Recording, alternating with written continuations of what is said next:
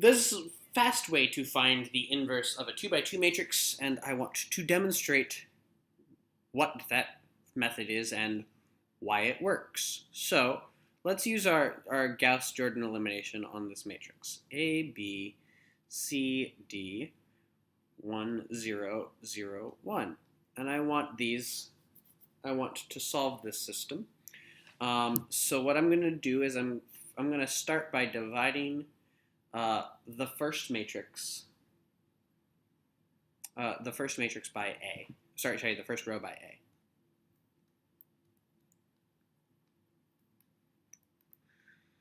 So we'll get 1 B over A, 1 over A, 0. Now I'm going to take negative C times it, add it to the second row. So we'll get 1 B over A, 1 over A, 0. Negative C times 1 is negative C, plus C is 0. This will become negative BC over A plus the D, negative C over A, and just a normal 1. Now, let's simplify this entry. This entry looks kind of confusing.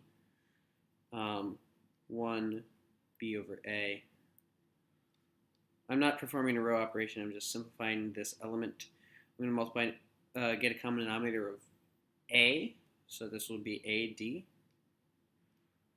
minus BC over A. Now we have negative C over A, 1. Now, in order to get this to be an 1, 0, 0, 1, I need to divide this second row by this term. So what that looks like is I'm going to take A over AD minus BC, multiply that by the second row, and put that in the second row.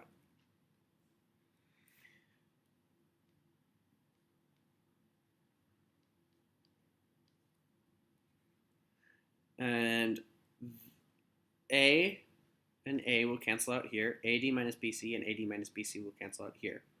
Now here we have A and A will cancel out, and we're left with negative C over AD minus BC.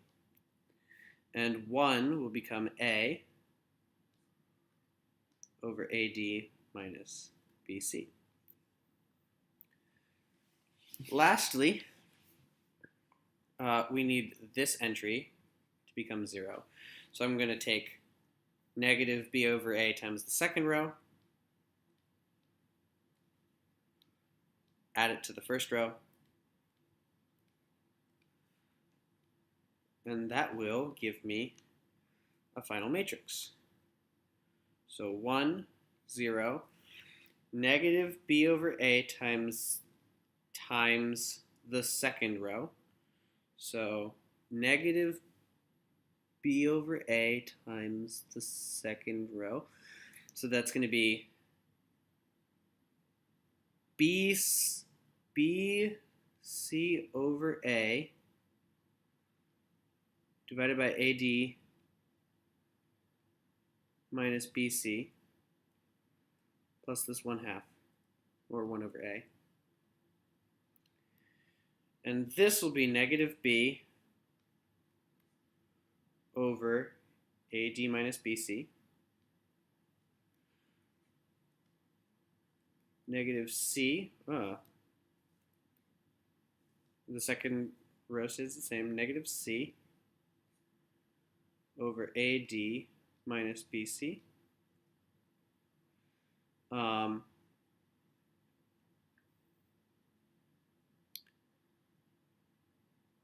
plus, the last term is, or last element, is A over AD minus BC. This is pretty close to what we're used to as our final answer. Let's simplify this entry. If we zoom in on that entry, we have BC over A over AD minus BC. I'm going to get this, I'm going to multiply this by AD minus BC over AD minus BC, AD minus BC over A divided by AD minus BC. So this is just me zooming in on that entry, and I get, these now have common denominators, so BC minus BC add up, and then we have AD over A over AD minus BC. The A's cancel out, and we have D over AD minus BC. So what does that leave us with? Let's write this on a new page.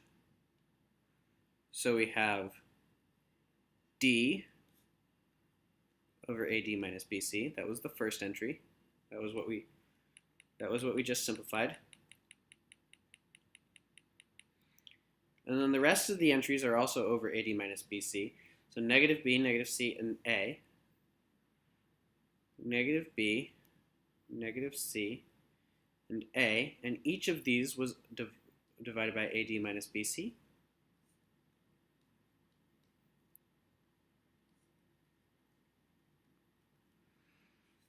So there's our inverse matrix. Now typically this is harder to remember, so what we'll do is we'll factor out that AD minus BC as the divisor, AD minus BC, and we get D, negative B, negative C, and A.